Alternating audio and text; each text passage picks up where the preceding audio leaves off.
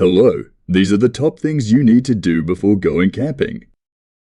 First things first, make sure you check the weather forecast for your camping trip. This will help you pack accordingly and avoid any unexpected weather.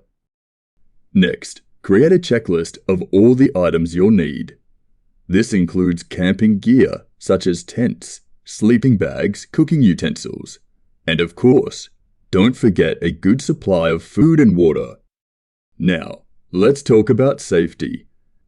Although this is optional, I recommend it in case of any emergencies. Make sure you inform someone about your camping location and expected return date.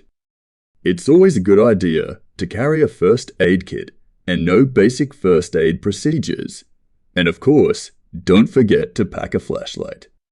Before you head out, set up your tent and check for any damages.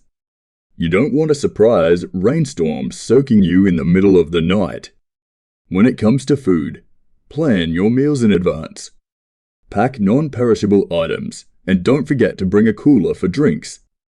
Don't forget sunscreen, as you could be doing a lot of walking and exercise in the sun. After all, you want to enjoy your camping trip without any itchy surprises. So add some bug spray to the list.